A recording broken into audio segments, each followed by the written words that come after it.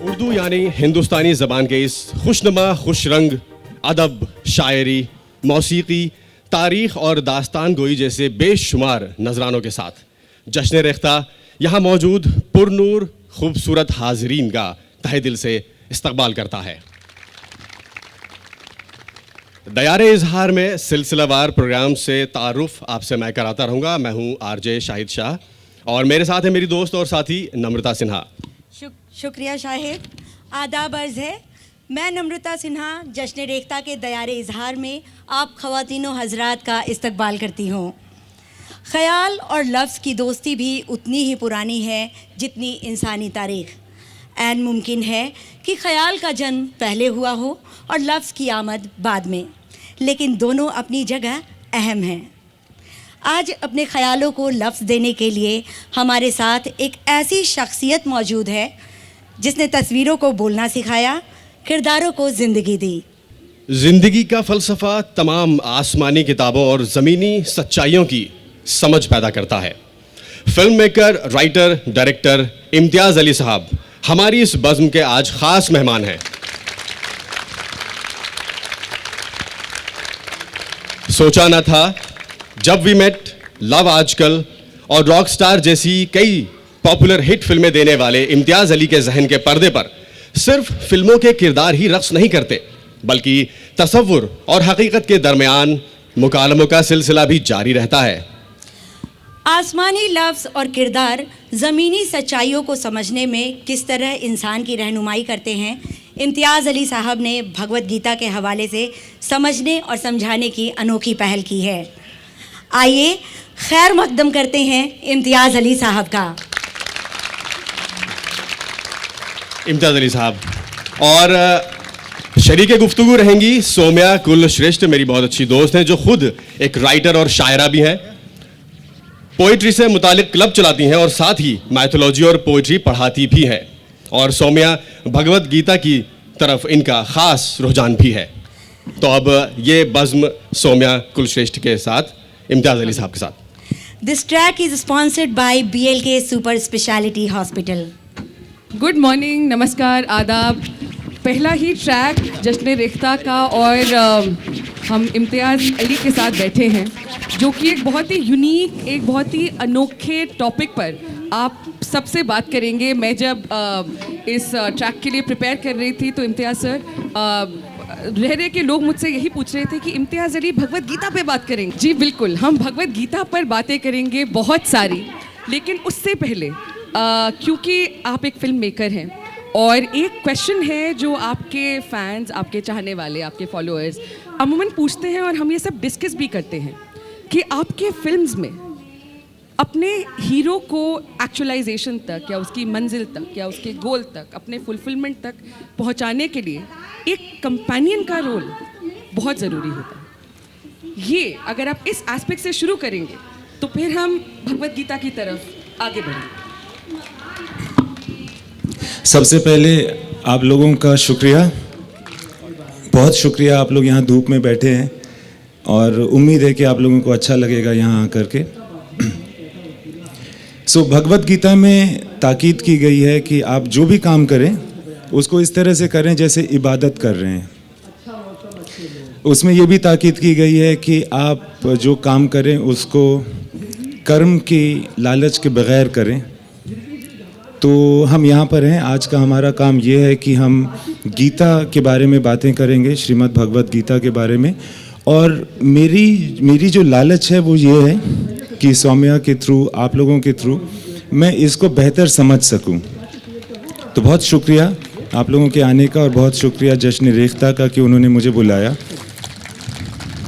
अब आप बोलिए क्या कह रही थी। अब मैं ठीक है, मैं समझ गया। मैं दोबारा बोलूं उससे पहले ये भी कि इबादत बिल्कुल सही बात है और कहने को भगवद गीता क्या है, ये भगवान का गीत है जिसमें जितनी दफ़ा, जितनी बारी लीन हुआ जाए, कोई ना कोई नए मीनिंग्स, नए मायने समझ में आते हैं, निकल के आते हैं। और जो मायने थोड़े से आपने समझे और जो मेरे समझ में आए, आज बस उनका एक छोटा सा सार सामने रख देते हैं। लेकिन हम वापस फिल्म्स पे आते हैं और हम वापस आते हैं उस कंपेनियन पर, क्योंकि ये कंपेनियन श्रीमद् भगवद गीता में भी बहुत ज़रूरी है। तो फिल्मों तक आते हैं पहले। वैसे तो इंसान को नहीं पता होता कि वो क्यों करता है जो वो करता है, मगर कंपेनियनशिप के बारे में अगर मैं सोचूं तो मुझे लगता है हर इंसान, जैसा कहते हैं, अकेला होता है, मगर इस अकेलेपन का एहसास नहीं होता। बचपन से ही अकेलेपन का एहसास नहीं होता है। ख्वाहिश होती है कि कोई हो, तलब होती है किसी की, और अब मैं बड़ा हो चुका हूँ तो मैं ये एडमिट कर सकता हूँ कि मुझे बचपन से ही लड़कियों में बहुत दिलचस्पी रही है, और इस वजह से मुझे बहुत गिल्ट होता था, बहुत एहसास कमतरी होती थी कि मैं ऐसा क्यों हूँ, मैं हमेशा इस तरह से क्यों, मेरे जहन में बातें आती हैं। मगर बाद में पता चला कि हर सूरत साकी की सूरत होती है। और मैं यहाँ पे पहली दफ़ा गीता से कोट करना चाहूँगा। प्रोफेसर अनीसुर रहमान यहाँ पर हैं, इन्होंने बहुत मदद की है, बहुत सारे तर्जुमे किए गए हैं भागवत गीता के, इन्होंने उसको ट्रांसलिटरेट करके उसकी मानी भी समझाए हमें, तो बहुत शुक्रिया अनीस साहब। और इनका खुद का तर्जुमा किया हुआ है ये 9th चैप्टर का 18वां श्लोक है। मैं मंजिल, मैं दाता, मैं मालिक, गवाह भी मैं, ठिकाना भी मैं, मस्कन भी मैं, और सबसे प्यारा दोस्त भी मैं ही हूँ। मैं तख्लीक हूँ, मैं ही तखरीब, हर शय की बुनियाद मैं, जाए क़याम भी, और एक दायमी तुख्म यानी बीज भी मैं ही हूँ। सो हर तरफ तेरा जलवा, हर सूरत साकी की सूरत, जैसा कि मैंने कहा। तो जरिया कोई भी हो सकता है। आपके सवाल के पर मैं आता हूँ, जरिया कोई भी हो सकता है, क्योंकि हर हसरत, हर ख्वाहिश उसी की ख्वाहिश होती है। बिल्कुल बिल्कुल। और हर माशूक भी वही होता है। जी। इम्तियाज़ ने जो अभी श्लोक पढ़ा, ये कृष्ण कहते हैं अपने बारे में, खुद को कंटेक्चुअलाइज करने के लिए। और मैं ये मानती हूँ, एंड आई थिंक आप अग्री करेंगे, at different points in life हम सब अपने जीवन में किसी कुरुक्षेत्र में होते हैं, जो कि मोर देन एनीथिंग एक मेटाफोरिकल मेंटल बैटलफील्ड है। हम किसी जोन में एक अर्जुन खुद को पाते हैं, जहाँ हम बहुत सारे जवाब ढूंढ रहे होते हैं।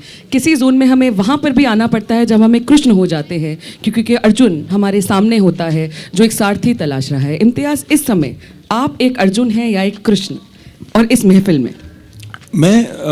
मुझे लगता है मैं हमेशा अर्जुन होने की कोशिश करता हूँ, और यानी कि सीखने की कोशिश करता हूँ। मुझे लगता नहीं है कि मेरे पास इतना कुछ ज्ञान है कि मैं दूसरों को दे सकूं, मगर हाँ, मैं ज़्यादा अर्जुन हूँ, कम कृष्ण हूँ। ठीक है। मैं आपको ये भी बता दूं कि ये सिर्फ बातचीत मेरे और इम्तियाज़ के दरमियान नहीं है। हम बहुत जल्दी आपके पास भी आना चाहेंगे। आपके क्वेश्चंस हैं, क्वेरीज हैं, मुझे इशारा करते रहिए, मैं जल्दी ही आऊँगी, और ताकि हम सब लोग इस बातचीत का हिस्सा बन पाएँ। लेकिन इम्तियाज़, अब इनका जो एक बुनियादी सवाल था, आप और गीता ये साथ कैसे आ गए आज रेखता के मंच पर? ये काफ़ी एक अच्छी इंटरेस्टिंग चीज़ है मेरी ज़िंदगी की, कि जब मैं छोटा था तो जमशेदपुर और पटना में ऐसी जगहों पे रहता था जहाँ ट्रेन से सफ़र करते थे हम।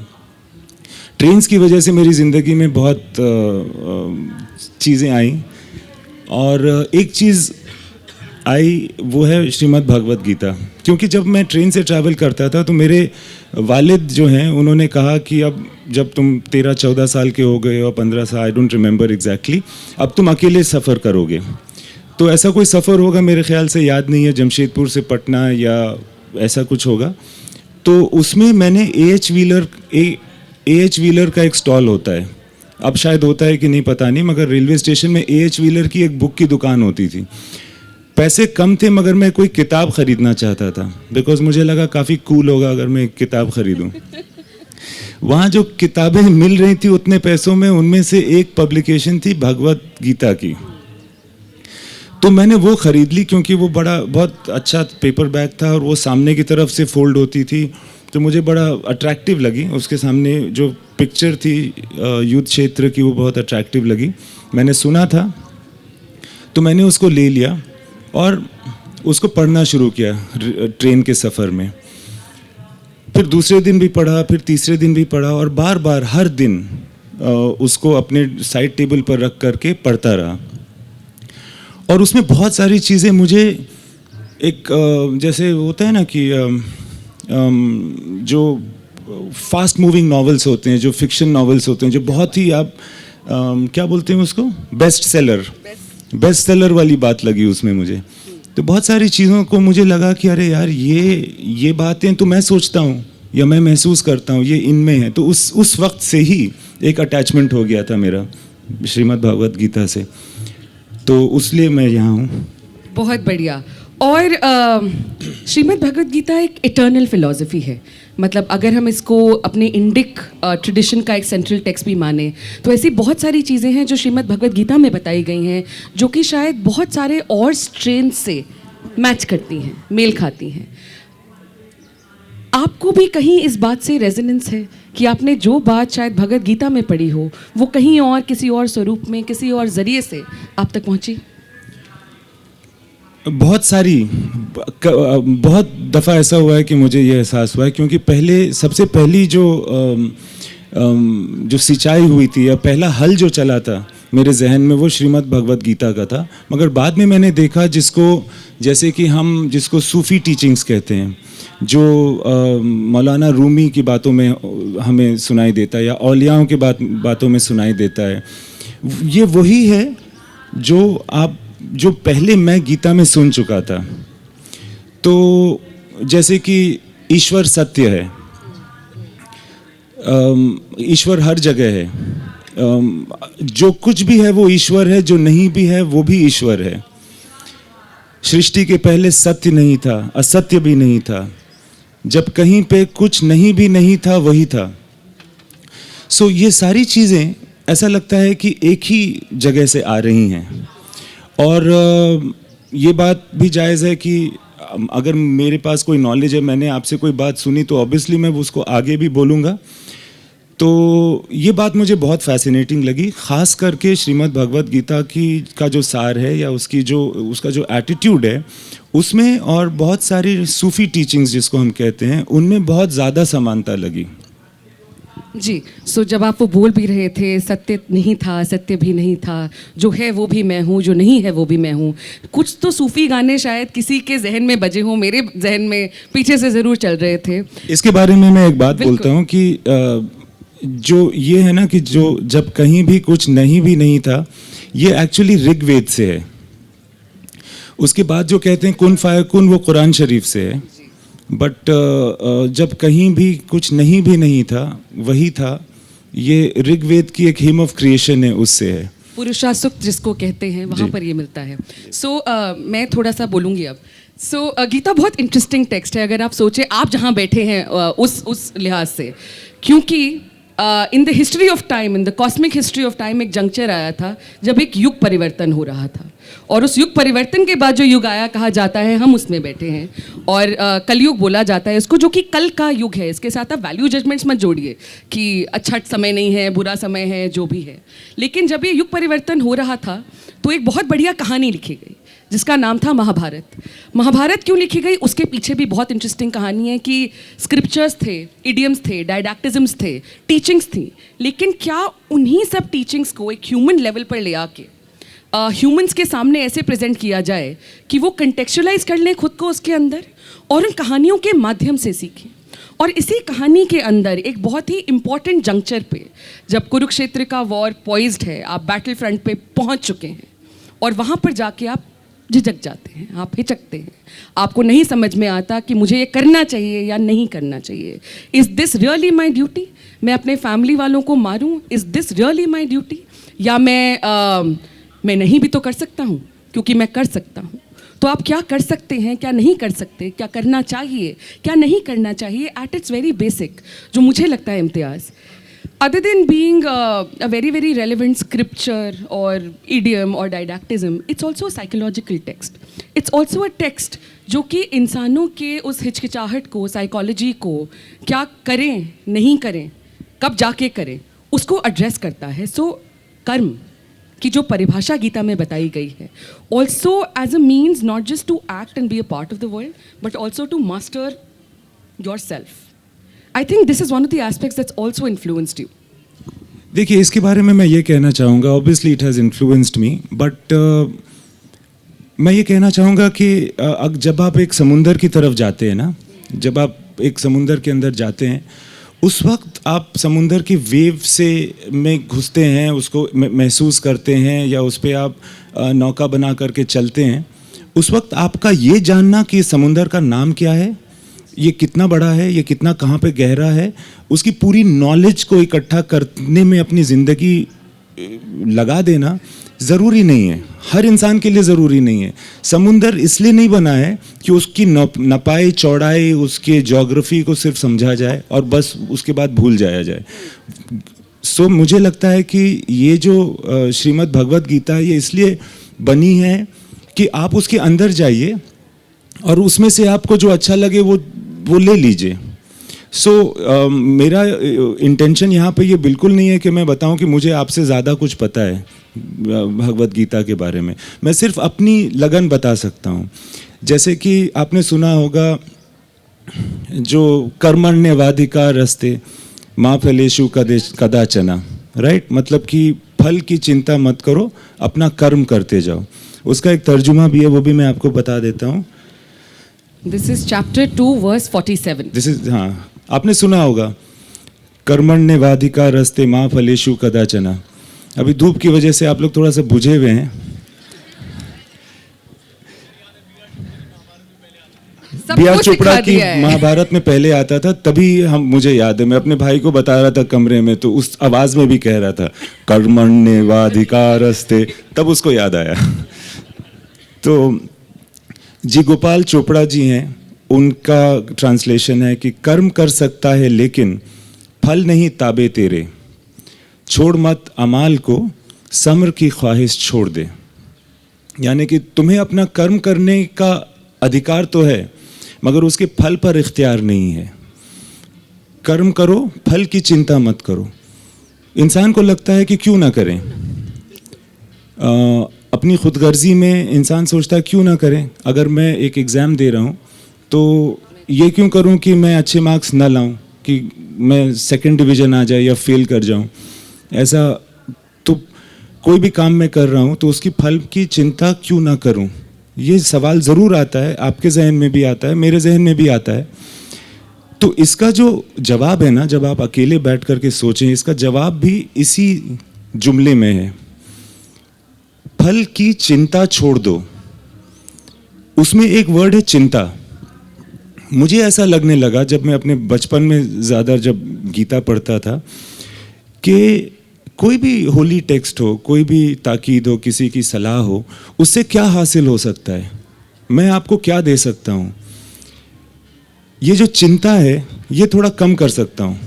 बाकी आपको अपने जीवन में अपनी मुसीबतों से जूझना है, मुझे अपनी ज़िंदगी को जीना है। चिंता कम हो सकती है। तो चिंता को कम करने के लिए अगर आप मूव करना चाहें तो अपने कर्म को, जिससे हम कल बात कर रहे थे कि निष्काम कर्म करने की कोशिश कीजिए, ताकि फिर उसका जो भी अंजाम हो उसकी टेंशन ना हो। तो सबसे बड़ा जो एक मेरे ख्याल से फ़ायदा हुआ है मुझे श्रीमद् भगवत गीता का, वो ये हुआ है कि हर मोड़ पर जो तकलीफ़ होती है, जो टेंशन होती है, आप कुछ चाहते हैं, आपको नहीं मिलता है, आप तकलीफ़ में रहते हैं, फिर आप कुछ और चाहते हैं, ये सारी आप इस ज़िंदगी को तो जीना है। क्योंकि जैसे कि गीता में खुद लिखा है कि बिना कर्म किए आप जिंदा नहीं रह सकते। कोई भी इंसान ऐसा नहीं है, ना आप किसी इच्छा के बगैर जिंदा रह सकते हैं। इच्छा भी होगी ही होगी, मगर उस इच्छा को कम करने की कोशिश आप ज़रूर कर सकते हैं, वो आपके ज़रूर हाथ में है। यानी कि इच्छाएं आपके अधीन हो, आप इच्छाओं के अधीन ना हो, ये सीख मुझे पर्सनली श्रीमद् भागवत गीता से ज़रूर मिली है। बहुत बहुत बढ़िया इम्तियाज़, बहुत बढ़िया। और निष्काम कर्म की जो फिलॉसफी है वो है एक तरह का निचोड़ जो बहुत लोग अपने साथ रखते हैं। इंटरेस्टिंगली ये गीता में कहीं मेंशन नहीं है। ये जो लोगों ने उसको पढ़ा है और एक कॉमनैलिटी पे आए हैं कि क्या गीता हमें सिखा रही है, वहाँ से हम तक पहुँचा है। और हमारी बातचीत चलती रहेगी। अगर आप में से कोई कुछ पूछना चाहे और अगर आप गीता के आसपास पूछें तो हमें ज़्यादा खुशी होगी। और बहुत सारे हाथ उठे हुए हैं। सर, मेरा नाम पीयूष है। नमस्कार। नमस्कार। और मैं ये जैसे अभी चिंता की आप जिक्र कर रहे थे, बात कर रहे थे, तो चिंता और अपेक्षा में क्या फ़र्क होगा? देखिए, मैं कोई ज्ञानी नहीं हूँ। क्योंकि हम अपेक्षा करें, अपेक्षा करना ज़रूरी है मेरे चिंता ख्याल से। कम करें या ना जी करें। हाँ, चिंता और अपेक्षा के बीच का जो फ़र्क है वो आप मेरे ख्याल से समझाने की कोशिश कर रहे हैं, या ये कहने की कोशिश कर रहे हैं यहाँ कि अपेक्षा और चिंता ज़रूरी नहीं है कि साथ में हों। जी। यानी कि जब आप अपना कर्म करते हो, जब उसके फल से आप निजात पा लेते हैं, उसकी चिंता से निजात पा लेते हैं, इसका मतलब ये नहीं है कि आपका कर्म कम हो जाता है। ऑन द अदर हैंड, एक बहुत अच्छी बात है जो मुझे समझ में आई है, वो ये है कि ये भी है कि अर्जुन का बाण तभी अपने निशाने पर लगेगा जब उसको ये चिंता नहीं होगी कि वो निशाने पर लगेगा कि नहीं। यानी कि एक बहुत अजीब सी बात है, जैसे कि इन्होंने पहले भी कहा था, हर युग में यही धर्म युद्ध होता रहता है। हर दफ़ा आप देखेंगे कि कोई ना कोई किसी भी सूरत में कोई एक भाई भाई के खिलाफ खड़ा है, युद्ध क्षेत्र में है, बहुत सारे संकट हैं सामने में, और वो कहता है कि अर्जुन कहते हैं कि मुझे नहीं चाहिए हस्तिनापुर, एक्चुअली मुझे नहीं चाहिए, मुझे उसकी लालच ही नहीं है। अगर वो चाहते हैं, जो दूसरे चाहते हैं कि वो राजा बन जाएं, उनके अंदर उनके पास अधिकार आ जाए, पावर उनको मिल जाए, तो ले लेने दो यार, मैं छोड़ता हूँ युद्ध, मैं अपने भाई पर बाण नहीं चलाऊंगा। तो ये जो प्रश्न है, मैं उस वक्त भी कहना चाह रहा था कि ये प्रश्न हमेशा रहेगा, हर युग में रहेगा, और इसके हथियार बदल जाएंगे मगर किरदार नहीं बदलेंगे। और हर युग में आपको लगेगा कि एक्चुअली मुझे इसकी इच्छा नहीं है, मुझे इसकी लालच नहीं है, और हर युग में जवाब ये भी आएगा कि तुम कौन होते हो ये फैसला करने वाले कि हस्तिनापुर का राजा कौन बनेगा। तुम्हारा कर्म क्या है? तुम योद्धा हो, तुम युद्ध में आओ, तुम बाण चलाओ, अपनी कोशिश करो, जो जीतेगा वो राजा बनेगा।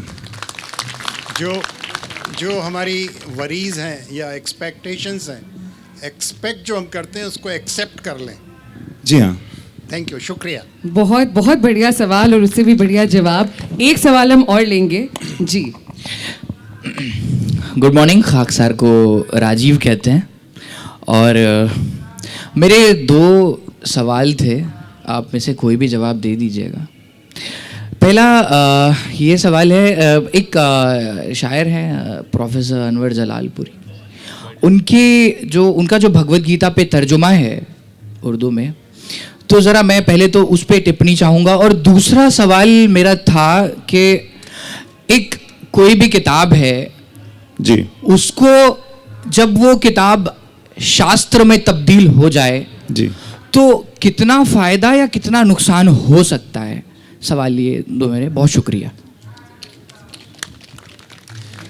आपका दूसरा सवाल बहुत इंटरेस्टिंग है कि जब कोई किताब शास्त्र में तब्दील हो जाए। मेरे ख्याल से हर शास्त्र में हर कहानी में, यानी कि हर किताब में ये हुनर होता है कि उसको शास्त्र में तब्दील करने के बाद भी वो डायडैक्टिक या रिजिड ना हो जाए या कम हो जाए। जैसा कि आप मुझे बता रही थी उसके गीत के बारे में, आप वो शेयर करना चाहेंगे ऑडियंस के साथ? हमारी बहुत सारी बातें हुई, मुझे नहीं पता किस बात पे अभी हम आना चाह रहे हैं, लेकिन अगर मैं इसका जवाब देती तो मैं ये देती कि हम क्या होता है जब एक टेक्स्ट बहुत ज़्यादा एक्सेसिबल भी हो जाता है तो प्रॉब्लम हो जाती है, बिकॉज उसका एक नैरेटिव निकल के बाहर आएगा जो बाकी सब नैरेटिव्स को ख़त्म करने की कोशिश करते हैं। अब गीता के साथ ब्यूटी ये है कि वो आपको एक कर्म की तरफ लेके जाएगा और आपसे फिर बताएगा कि आप इस कर्म के थ्रू करना क्या चाह रहे हैं। Rather than reaching where you want to reach, आपका विवेक डेवलप होना चाहिए। गीता जैसे टेक्स्ट है, जो शास्त्र जैसे टेक्स्ट हैं, रादर देन टेलिंग यू कि आप ये करिए बिल्कुल करिए, वो आपके सामने एक लेवल फील्ड बना देते हैं कि ये सब है, ये जानने लायक चीज़ें हैं, ये संसार के गूढ़ रहस्य हैं। अब जब तुम्हें ये पता चल गए हैं, अपनी कॉन्शियसनेस एक्सपैंड करो, अपने विवेक की तरह के बेसिस पे काम करो और फिर एक्ट करो, फिर कर्म को आगे लेके जाओ। और जो तुम ओन कर सकते हो वो अपना कर्म ही ओन कर सकते हो। जो तुम ओन कर सकते हो वो उस ज्ञान की तरफ, जो 3 भाग हैं जैसे गीता के जो कहा जाता है, कर्म योग और एक ज्ञान योग और एक भक्ति योग, तो जो तुम जितना तुम्हारे बस में है उतना करना तुम पर इनकम्बेंट है, वो तुम्हें करना है। उसके आगे जो तुम्हारे बस में नहीं है उसकी चिंता में खोए रहना, उसके लालच में लगे रहना, वहाँ तक नहीं पहुँचना। I believe Gita is an extremely personal text, क्योंकि यहाँ ये बात हुई थी कि एक गीत है, आप गीत गाते हुए सबसे पहले मतलब तक, मीनिंग तक, मायने तक नहीं पहुँचते। पहले वो गीत आपके ऊपर कहीं पे असर करता है, आप उस गीत में लीन होते हैं, खोते हैं, खो जाते हैं, और जितनी बारी उस गीत की तरफ जाते हैं कोई एक मतलब निखर के आता है। और जिस टाइम पे आप उस गीत को सुनते हैं, पढ़ते हैं, समझने की कोशिश करते हैं, basis that time also at what point of your life are you reading the same things, they tend to give you एक कंप्लीटली नया मीनिंग। सो शास्त्र में तब्दीली से थोड़ी सी तो चिंता है, लेकिन फिर भी गीता आपकी है, गीता हमारी है। गीता एक हमारे तसव्वुर में है, गीता एक शायद हकीकत में भी है। और मैं यहाँ से ये स्टैंड उठा के अपने सेशन का जो हमारा टाइटल है वो भी बहुत पोएटिक है, बहुत शायराना है, भगवद गीता तसव्वुर या हकीकत। और एक फिल्म मेकर बैठे हैं हमारे साथ जो कि इमेजिनेशन की इंडस्ट्री में भी हैं और जो काफ़ी चीज़ें गीता, मतलब what I am coming at is how has Gita inspired or impacted your storying imagination, your narrative imagination? उसका कहीं हमें कोई इम्प्रिंट, कोई प्रतिबिंब मिलता है? देखिए, ये कहना तो बिल्कुल लफाजी होगी कि मेरे काम में कहीं गीता दिखती है, मगर ये ज़रूर कहा जा सकता है कि मैं गीता से बहुत ज़्यादा मुतासिर हूँ, इन्फ्लुएंस्ड हूँ। तो ये मुमकिन है कि कहीं उसका सहारा ज़रूर मुझे मिला होगा। जब भी मेरे ख्याल से, क्योंकि गीता मुझे ज़िंदगी में जल्दी मिली, बचपन में मिली, तो उसने ज़रूर मेरे इमेजिनेशन को ज़्यादा डेवलप किया होगा। और उस वजह से जो फिर बाद में जो भी चीज़ें आती हैं उनको समझ पाना फिर आसान हो जाता है। आपका एक जो है ना कि your mind develops, so it is easy to process other stories. फिर जो आप दूसरी कहानियाँ सुनते हैं, दूसरे टेक्स्ट पढ़ते हैं, चीज़ों को देखते हैं अपनी ज़िंदगी में, उसकी समझ मेरे ख्याल से बढ़ जाती होगी। और इसका फ़ायदा ज़रूर हुआ है। जब मैं अपनी फ़िल्मों को भी देखता हूँ तो उसमें भी ऐसा तो नहीं लगता है कि हाँ ये श्रीमद् भगवद गीता में लिखा था तो फिर उस वजह से यहाँ पर इस फिल्म में आ गई है, मगर कोई भी चीज़ उसके अगेंस्ट नहीं होती। ऐसा नहीं होता कि कोई भी चीज़ मेरी फिल्मों में कोई किसी भी गीता की टीचिंग के अगेंस्ट हो। एक कंसिस्टेंस मुझे मिल गया है जी। और इम्तियाज़, गीता ही वो डॉक्यूमेंट है या वो टेक्स्ट है जो आपको, मुझे और हम सबको साथ लेके आया है। आप बहुत लोगों को यहाँ पे साथ लेके आए हैं, लेकिन आई एम जस्ट गेसिंग कुछ लोग यहाँ पे गीता की क्यूरियोसिटी की वजह से भी हैं। और ये क्या बात है इस टेक्स्ट में जो इसे आज तक रेलिवेंट और रीचेबल बनाती है? क्योंकि कही तो गई थी, अगर आप डेटिंग के हिसाब से जाएं तो कंट्रोवर्सी है, बट लगा लीजिए आज से कुछ हज़ार साल पहले कही गई बात है और आज भी हम रेजोनेट कर रहे हैं, हम डिस्कस कर रहे हैं। क्यों, कैसे? क्योंकि बात ऐसी है, इतनी एक्सेसिबल बात है कि जब आप इसको पढ़ते हैं तो आपको लगता है कि ये आपसे मुखातिब है, यानी कि सिर्फ आपके बारे में बात हो रही है, ये आपकी चिंताओं को समझ रहे हैं, ये जो भी हैं जो बयान कर रहे हैं वो बिल्कुल आपसे आपको बहुत अच्छे से समझ करके कह रहे हैं। और ये जैसा कि मैंने कहा कि ये कुछ जो सत्य होते हैं वो हर युग में सत्य होते हैं। और जैसे जैसे वक्त बढ़ता रहता है, वो जैसा कि मैंने कहा कि युद्ध क्षेत्र बदलते रहते हैं, हथियार बदलते रहते हैं, मगर किरदार वही रहता है, इंसान वही रहता है। जो सत्य है या ये जो दुनिया है, इसमें बहुत ज़्यादा बदलाव नहीं आता। कभी कभी ऐसा भी लगता है कि ये जो हम लोग माउंट एवरेस्ट देखते हैं या हिमालय पर्वत देखते हैं, वो भी शायद सिर्फ एक लहर है जो उठी है, और हमारे लिए जो हज़ारों लाखों साल है वो शायद किसी और के लिए एक सेकंड भी ना हो, वो लहर गिर भी जाएगी। अगर आप देखें भी तो ऐसा लगता है कि वो किसी लहर के हिस्से का है। आप अगर किसी लहर का क्लोजअप फ़ोटो लें और फिर माउंट एवरेस्ट का जो रेंज है उसका मैंने एक्चुअली इस दफ़ा लिया था, एक फ़ोटोग्राफ लें, आपको लगेगा दोनों एक है। तो वक्त जो है ना, वो भी एक ऐसी चीज़ है जो हम लोगों को एक कम मात्रा में समझ में आती है, मगर इन सब के बियॉन्ड भी कुछ है। जैसे कि रूमी की बात थी जो मैंने रॉकस्टार में यूज़ किया था, कि सही और गलत कि मैदान सही क्या था? हाँ, पता है, यहाँ से बहुत दूर। हाँ, सॉरी भाई साहब, thank you very much. So thank you sir. So वो सही और गलत के पार एक बहुत दूर यहाँ से एक मैदान है, मैं वहाँ मिलूँगा। सो सही और गलत इंसानी चीज़ें, जो दुनियावी चीज़ें हैं, जो हमको लगता है, जो सोसाइटी की चीज़ें हैं, जो हमारी समझ के परे है, वैसी भी कोई जगह होगी। तो कभी कभी ऐसे लगता है जिसको हम ट्रांसेंडेंटल कहते हैं, ये वहाँ की बात है, ये हमारे जहन के परे की बात है, तभी इस तरह से हमें समझ में आती है। और वो हर युग में रहेगा। तो गीता मेरे ख्याल से हर युग में एक्सेसिबल और यूज़फुल रहेगी। और हमारे सवालात तो कभी ख़त्म नहीं होंगे, बहुत लोग पूछना चाह रहे हैं।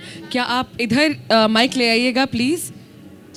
Continuing with what we were discussing, so my question, can I speak in English? Yes, sure. Yeah. So Shiv Kumar Batalvi ने एक बात कही है कि ए मेरे प्रभ जी एक गीत उधारा देना. So he in a way is saying that I'm borrowing a song from you, it's not my song. So my question to you is that each movie you are creating, do you think it's the movie which is choosing you and it's part of your spiritual journey that it's coming and choosing you? Absolutely. जब जैसे कि आपने बोला Rockstar के लिए बहुत शुक्रिया, मुझे ऐसा लगता है कि मुझे शर्मिंदगी लगती है। मुझे ऐसा लगता है कि आप जिसकी बात कर रहे हैं वो रॉकस्टार है, वो फिल्म है, वो मैं नहीं हूँ। मुझे ऐसा लगता है कि जब आप सिर्फ ये कर सकते हैं कि आप अपना कंप्यूटर खोल के, आप अपना किताब खोल करके कलम ले करके बैठ सकते हैं, उसके बाद जो होता है वो आपके बस में नहीं होता, वो आपकी वजह से नहीं होता है। जो कुछ भी मेरी पिक्चरों में दिखता है वो ऐसा नहीं है कि मैंने सोच के लिखा हुआ है, वो लिखा पहले है और बाद में मुझे जब कोई जर्नलिस्ट पूछता है ना तो मैं जवाब देने के लिए सोचता हूँ कि क्या कहूँ कि इंटेलिजेंट लगूँ, मगर उस वक्त मुझे बिल्कुल एहसास नहीं होता। ये ज़रूर है कि जैसा कि आपने कहा कि कहानी आपको चूज़ करती है, आप कहानी को चूज़ नहीं करते हो। जी, आपको प्रोएक्टिव रहना पड़ेगा माइक के साथ। हाय, हेलो। हाँ जी, और थोड़ा इसके बाद पीछे जी कहिए। मैं भी ट्राई कर रहा हूँ इंटेलिजेंट साउंड करने का, लेकिन नहीं करूँगा शायद। मुश्किल है तुम्हारा, है ना? नहीं बोलो यार, कैमरा लेके खड़े हो ऐसे ही इंटेलिजेंट लग रहे हो। Are you happy?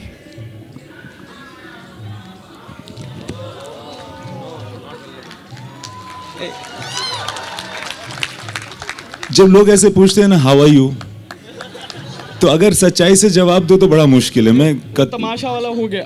Are you happy right now? पता नहीं यार, सोचा नहीं इसके बारे में, और एक सोच के जवाब देना पड़ेगा। पता नहीं, I don't know. I don't think I've ever been in a state where I can say I'm happy, where it is absolute like that. No. और एक और मेरे को डेस्परेट बोलेंगे, लेकिन मैं फेसबुक पे भी आपसे बोलता रहता हूँ कि अर्न कैसे करूँ आपसे मीट, तो मैं आज पूछ रहा हूँ मैं आप अर्न कैसे करूँ कि मैं आसपास रह सकूँ आपके। अर्न कैसे करूँ? मैं नहीं बोल रहा कि अपना काम करते रहो यार, कर्म करो, फल की चिंता मत करो। और मैं इस पे अगर ऐड कर दूं, serious thing. No but I would like to add to that. आपका नाम क्या है? सागर। मैंने 3 साल पहले फैन मेल लिखी थी सर को, और तब मैंने नहीं सोचा था मैं किसी दिन यहाँ पे बैठी होंगी। Very nice. और ये मैंने बताया नहीं है इन्हें, मैं भी इंटेलिजेंट साउंड करने की कोशिश कर रही थी। ये नहीं बताऊंगी फैन मेल लिखी थी, लेकिन लिखी थी। सुबोध जी कुछ बोलना चाह रहे हैं। जब कर्म की बात करते हैं, कृष्ण उनसे कहते हैं कि तुम अपना कर्म करो और फल की चिंता छोड़ दो। वही बात बढ़ते ये हो गई है कि कर्म से ज़्यादा कर्तव्य और उसका इम्पोजिशन बहुत ज़्यादा नहीं, मारना ज़रूरी है। इस वक्त मारना ज़रूरी है।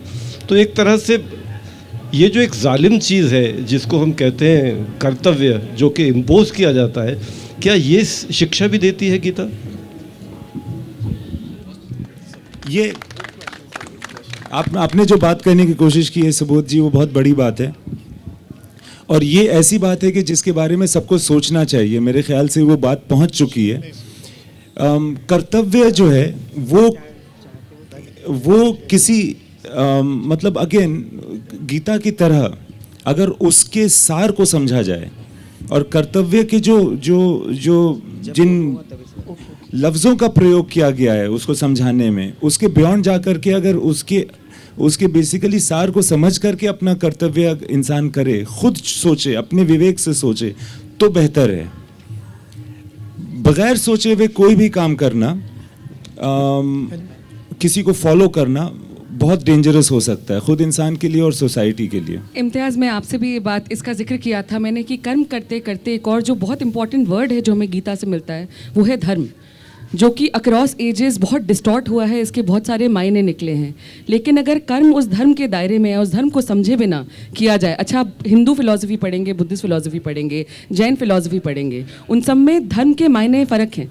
आप धर्म एक अलग तरह से इस्टेब्लिश किया गया है और कहीं पर भी उसका कोई भी ट्रांसलेशन रिलीजन की तरफ नहीं जाता है, कोड की तरफ जाता है, कंडक्ट की तरफ जाता है, रूल्स गाइडलाइंस की तरफ जाता है। लेकिन अधर्म का मीनिंग इंटरेस्टिंगली सब जगह सेम है, which is inaction, which is lack of action.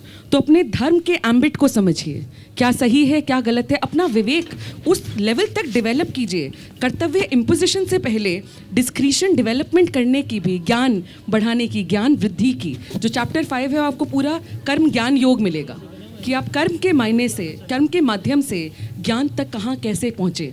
So imposition तो कहीं से भी अगर हो रहा है तो भी गलत है, और थोड़ा अगर हम कर्म की तरफ आ गए हैं तो धर्म को समझ लेना भी, उसकी परिभाषा तक पहुँच जाना भी शायद ज़रूरी है। And on that note, the next question. Sir मैं आपका बहुत बड़ा फ़ैन हूँ सर आपका, मेरे लिए बहुत बड़ा दिन है आज। मैंने सोचा ना था से लेके जब हैरी मेट सेजल तक सारी मूवीज़ देखी हैं आपकी। मेरा सवाल ये है कि आपके लिए कौन सी फिल्म लिखना सबसे मुश्किल रहा और क्यों? मुश्किल तो नहीं कह सकता कि कौन सा रहा, हर फिल्म ही मुश्किल या आसान होता है। जब आप अपने दिल से लिखते हो तो फिर मज़ा ही आता है उसको लिखते हुए। बनाना सबसे मुश्किल पहली फिल्म होती है, मगर मेरे ज़िंदगी में ऐसा हुआ है कि हर फिल्म बनाना मुश्किल रही है। अगला क्वेश्चन जो भी पूछ रहा है, अगर हम इसको गीता तक रखेंगे तो बहुत मज़ा आएगा। जी आदाब सर। आदाब। इस नाचीज़ का इसमें ग्रामी जयान शाह खान है सर। मैं जी ओके सर, आपने अभी चिंता और अपेक्षा की बात करी थी सर, तो मैं आपसे बस एक ये सवाल पूछना चाहता हूँ कि हाँ, सबसे पहले तमाशा मूवी बनाने के लिए थैंक यू। उससे सच में सर उस मूवी बनाने के लिए थैंक यू। मैं आपसे बस ये सवाल पूछना चाहूँगा, जब आपने वो मूवी बनाई थी, मैंने आपका इंटरव्यू पढ़ा था, उसमें आपने रणबीर कपूर जी से ही बोला था कि इसका रिजल्ट हमें 2 साल बाद पता चलेगा, शायद आपने बोला था ये बात। तो सर हमारी इंडियन सिनेमा, आपको क्या लगता है, हम कहीं वो मूवी ऐसी थी किसी को बहुत अच्छी लगी थी और किसी को ऐसा था किसी को समझ में नहीं आई थी, तो मतलब ऑब्वियसली मतलब कोई कह रहा था, मेरे 1-2 फ्रेंड्स वो बोले क्या मूवी है ये, तो लेकिन पर्सनली मुझे उसको देखने के बाद मैं एक डायलॉग उसका, इवन जो बहुत छोटी छोटी चीज़ें थी जो मुझे लग रहा था कि यार इवन जो रणबीर कपूर जो ब्रश करता है तो कैसे उनके लाइफ मोनोटोनस है, आपने एक छोटी छोटी चीज़ पहलू आपने दिखाए थे उसमें। तो आपको क्या लगता है मूवी जब बनाते हैं कि ये पब्लिक को कैसे समझ में आएगी, क्योंकि आपने अपना वर्क कर दिया है उसके बाद, लेकिन इतनी अच्छी मूवी बनाने के बाद भी अगर आपको कहीं से नेगेटिव आता है तो आपके क्या लगता है, आपको कैसा फील होता है इस बात को लेकर? आपको सिर्फ यही फील होता है कि काश मुझे मौका मिले कि मैं अगली फिल्म बना सकूं। जो फिल्म बन चुकी है वो काम हो चुका है, उसके बारे में बहुत ज़्यादा सोचना मेरे ख्याल से वक्त बर्बाद करना होता है। मगर आप बंधे होते हो, आप जो आपके दिल में आता है ना कि मैं ये करूं, मुझे लगता है कि परम सत्य वही है, वही सिर्फ आपको पता है, बाकी सब वेग लगता है मुझे। मैं तमाशा बनाना चाहता था, मैं वैसे बनाना चाहता था, मैंने कोशिश की, लोगों से बातें की, मैंने उसको उस तरह से बना दिया। अब वो काम ख़त्म होता है, अब वो जनता के ऊपर है। ये नहीं था कि मैं, जैसा कि मैंने कहा कि पहले ये आंकों की कौन सी फिल्म चलती है, कुछ देर पहले मैंने जब समुंदर की बात कर रहा था तो कह रहा था कि कौन सी फिल्म चलती है, इसकी कैलकुलेशन क्या होगी, और इसकी ज्योग्राफी में फंस करके मैं अपने से दूर नहीं होना चाहता था। जब आप फिल्म बनाते हैं या कोई भी काम करते हैं तो आप दिल से करते हैं, उसकी एक सफाई होती है। तो बस मैं वो फिल्म बनाता हूँ, फिर बाद में कोशिश ज़रूर करता हूँ कि लोगों को समझ में आए। आप पूछिए। चलिए। नहीं दूंगी। या फिर नहीं आओगे? Please can I ask the question? जी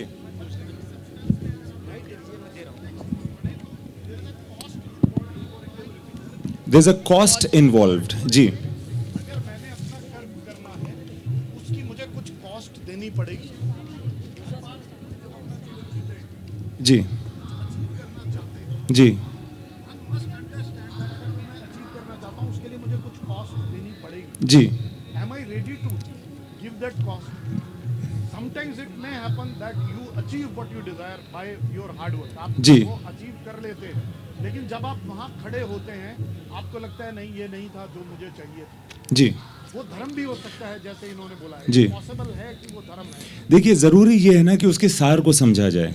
जब आप कहते हैं कि मुझे ये पानी पीना है, तो पानी के पीछे प्यास है, प्यास के पीछे आपका वजूद है, ज़िंदगी है, बहुत सारी चीज़ें होती हैं। तो अभी जैसे सुबोध जी कह रहे थे कि कर्तव्य जो कहते हैं, तो उसके सार को समझना ज़रूरी है। तो आपकी जो इच्छा है ना, वो पहले आएगी आपकी तरफ एक बहुत सुपरफिशियल इच्छा बन करके, मगर उसके अंदर एक और जब आप जाएंगे तो पता चलेगा कि नहीं, एक्चुअली छोले भटूरे खाना ज़रूरी नहीं है, खाना खाना ज़रूरी है, क्योंकि मुझे भूख लग रही है। इस तरह से जब आप उसके अंदर जाएंगे तो फिर ये जो तो आपको शायद पता चले कि मेरी दरअसल इच्छा क्या है और उसका कॉस्ट क्या है। जी जी जी देखिए, हाँ, जनार्दन को ये कह रहे हैं कि क्या जनार्दन को ये बात पता है कि वो जॉर्डन बनना चाहता है और उसकी कीमत क्या होगी। ये ऑब्वियसली जॉर्डन को या किसी भी युग में किसी भी तरह से जनार्दन जाखड़ को ये पता नहीं होता कि मेरी इच्छा मुझे कहाँ तक ले जाएगी। ऑस्कर वाइल्ड ने कहा है कि सिर्फ दो तरह की ट्रेजेडी होती है दुनिया में। एक वो जब इंसान को वो न मिले जो वो चाहता है, और दूसरी उससे बड़ी ट्रेजेडी वो होती है जब वो मिल जाता है जो वो चाहता है। करेक्ट, जॉर्डन को मिल गया जो वो चाहता था, मगर तब उसको समझ में आई कि उसकी इच्छा क्या थी। वही मैं कह रहा हूं कि वो ऊपर के परत पे था कि मैं जिम मॉरिसन बन जाऊं किसी तरह से। वो जाकर के वहां ऑडिशन दिया करता था कि दिल टूट जाए मेरा, मगर दिल का टूटना क्या होता है वो तो बाद में ही पता चलता है। और ये जिंदगी में ये चीज अनिवार्य है। आपको सारे जवाब नहीं मिलेंगे आपके पहले कदम लेने से पहले, आपको कदम ही लेना पड़ेगा। आपके तसव्वुर चेंज होंगे। जब तक आपका तसव्वुर यथार्थ में परिवर्तित होगा, आपका तसव्वुर बदल चुका होगा। आपको इसी जिंदगी में इसी तरह से चलना है। बिल्कुल। मैं पूछूं? We will have sorry, to mic go to में हम another लोग सुन नहीं पा रहे, question. सॉरी। हाँ जी। Hello Imtiaz. Yes, hi. It's very interesting, it's quite a coincidence कि मैं इतनी देर से जो आपसे पूछना चाह रही थी, आपने जो बात जहाँ ख़त्म की है वहीं से कंटिन्यूएशन है इस सवाल का। आपकी ज़्यादातर मूवीज़ में जर्नी का एक नैरेटिव रहा है, एक इनवर्ड जर्नी, एक आउटवर्ड जर्नी का नैरेटिव रहा है मोस्ट ऑफ द मूवीज़ में। आज जब आपको हम सुन रहे हैं भगवत गीता के बारे में बात करते हुए, तो ये ख्याल दिमाग में आ रहा है कि आप कहीं ना कहीं ये भी बोलते अपनी मूवीज़ के थ्रू ये शायद आपने समझाने की कोशिश की है कि जो प्रोसेस है, खूबसूरती उसमें है। कई बार डेस्टिनेशन बेमायने हो जाता है, और कई बार जो जर्नी है that's a transformative process, so that changes the meaning of the destination, it changes the destination, changes the curve. आपके जो कैरेक्टर्स भी रहे हैं, उन कई बार उन्होंने शुरू कहीं और से किया था, वो ख़त्म कहीं और होते हैं। तो इस बारे में मुझे लगता है कि मैं जब अपनी ज़िंदगी को देखता हूँ, किसी भी इवेंट को देखता हूँ, तो मुझे लगता है कि डेस्टिनेशन तक पहुँचते पहुँचते सफ़र बदल चुका ही होता है एज अ रूल। तो मुझे ऐसा एहसास होता है, तो मेरी फिल्मों में भी यही प्रतीत होता होगा। और इसमें कोई बुराई नहीं है, क्योंकि आपको इसी रास्ते में चलना है और ठोकर भी खानी है और नई चीज़ों को समझना है और पुरानी चीज़ों को छोड़ना है। कभी कभी पुराने ख्यालात वापस भी आते हैं, बहुत सारी चीज़ें होती हैं। Sir, Assalamualaikum, sir. Hello, sir. Hi. Hello, sir. My name is Suramya, and I wanted to tell you something that your movie does not inspire me, but it actually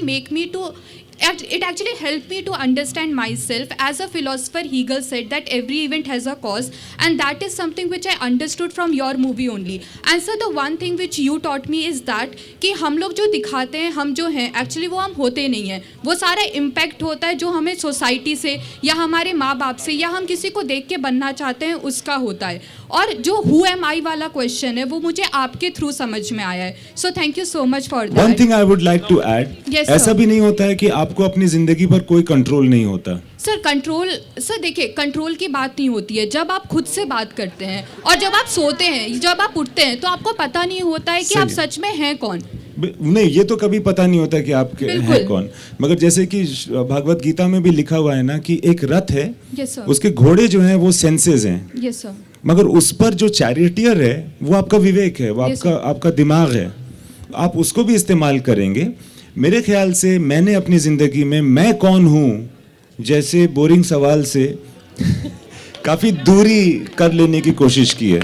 लेकिन सर आपको ऐसा क्यों? अच्छा sorry, Can we please move on to the next person? I'm so sorry.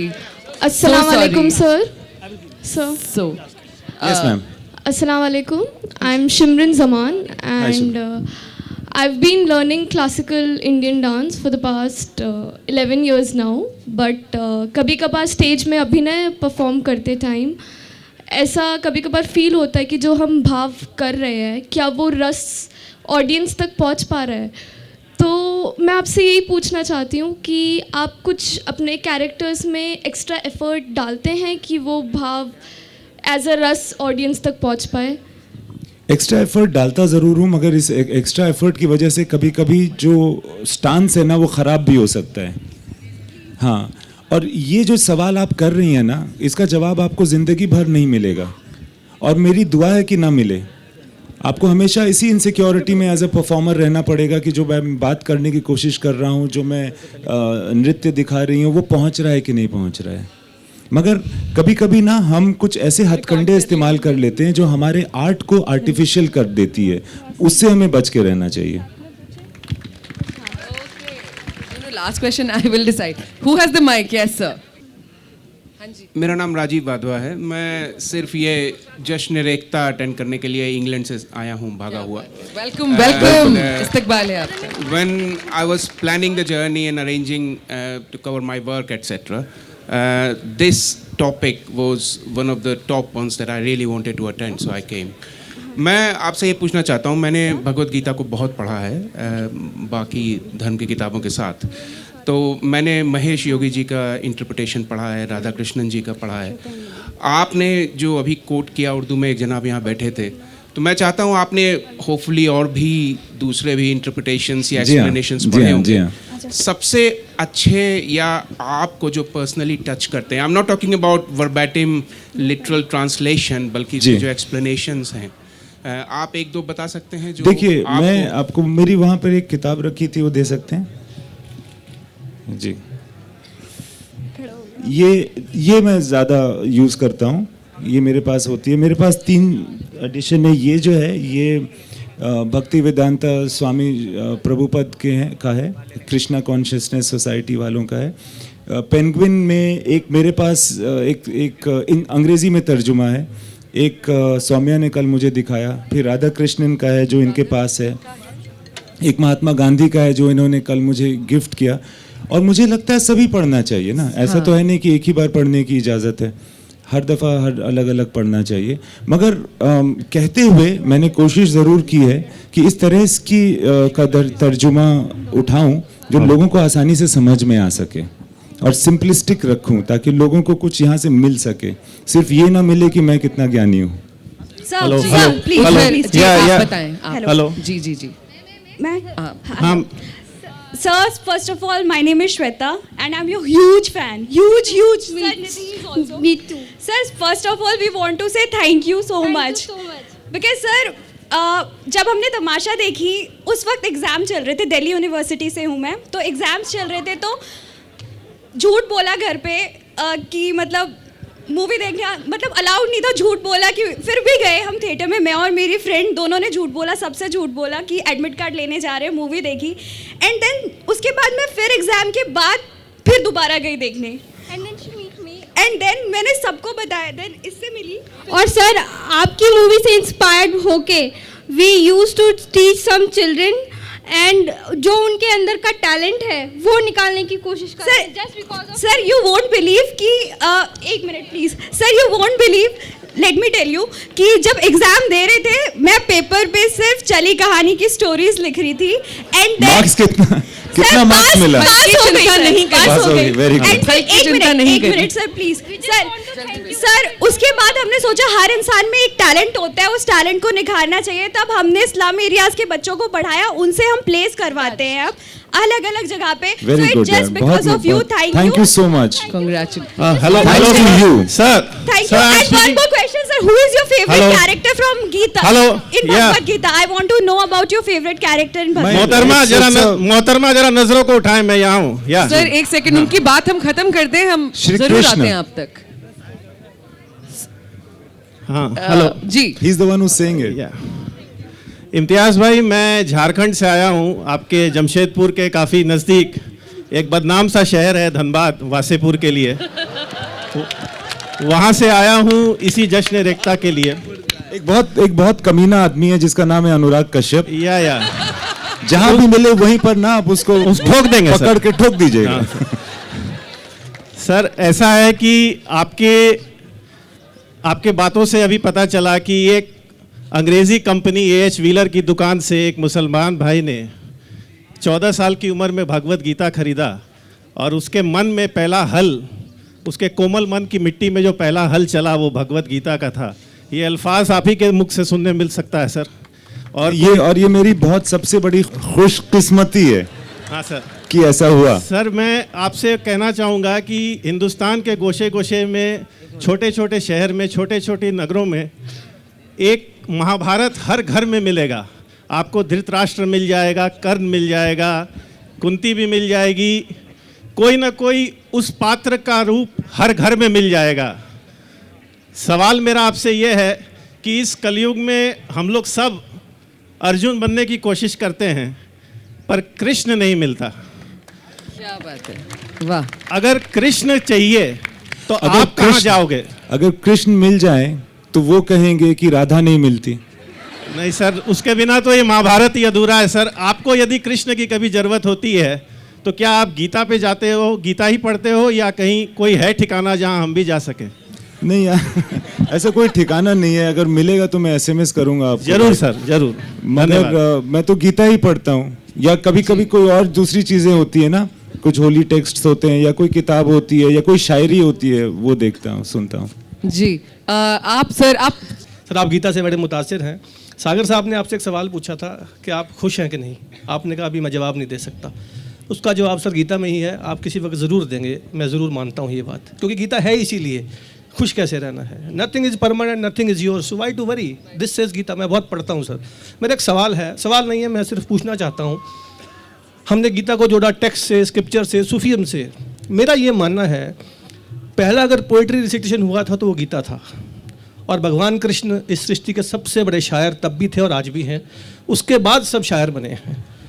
तो आपका क्या मानना है, मैं ठीक बोल रहा हूँ? क्या वो सबसे बड़े शायर नहीं हैं या हैं? ये सवाल नहीं है, ये स्टेटमेंट है। स्टेटमेंट आपने मैं दे दिया जानना चाहता हूँ। ठीक है सर, बिल्कुल बहुत अच्छी बात कही आपने, बहुत अच्छी बात कही, शुक्रिया। प्रशांत गोयल है जी मेरा नाम, मैं हिमाचल से आया हूँ। सो नाइस, अच्छा पर्सपेक्टिव है प्रशांत ये। हाँ जल्दी से। Hello sir. Sir my name is Prateek. Sir जब आप 14 साल की उम्र में भगवत गीता को आपने पाया, उससे पहले आप किन क्वेश्चन से गुजर रहे थे जिसने कि आपको भगवत गीता को आपकी फेवरेट बुक बनाए? मतलब देखिए, जब उसके पहले जो प्रश्न थे, अब मुझे याद नहीं है, मुझे लगता नहीं है कि कोई ऐसे सवाल में कोई मतलब कि दिमाग में कोई सवाल लेके मैं चल रहा था। जैसा कि मैंने कहा कि जब उस टेक्स्ट को मैंने पढ़ा तो मुझे समझ में आया कि मेरे अंदर बहुत सारे सवाल हैं। ऐसी बात है। Sir, this side. Okay. Sir, hello. Imtiaz, All right. sir. These questions will never end. Imtiaz, Let us consolidate. I can't see you. Who's saying Imtiaz? Can No. just one thing. Should I look left or right? Sir, right. Left. Sir, this side. Sir, at the back. Sir. So, who has the mic? Can you just, which side are you, left or right? This side. On the All right. right. All right. We will take this question. This is my right. This is my right. Yeah, on the right. Yes. Where? Quickly. Yeah. Yes, ma'am. Sir, I understand that an opportunity like this would not come my way. So I just want to thank you for Thank you, creating Geet and for creating Ved. Thank you a lot for Thank you, creating Geet. Thank you. See, sir will not understand any of our questions like this. Please be with me in this. Please. Okay. Can you shout your question out? Gita से ही related question है and आपसे भी शायद आपने कहा Gita is all about doing your karma and not worrying about the fruits of it, but आपके अंदर एक सूफियाना रुझान है जो आपकी मूवीज़ में दिखाई देता है and mostly spirituality deals with कर्म के बंधन से मुक्ति. So which one is a more prominent philosophy in your life? I feel that or the karma itself? The karma itself. And I don't think that the texts are different from each other. For me, it becomes a whole.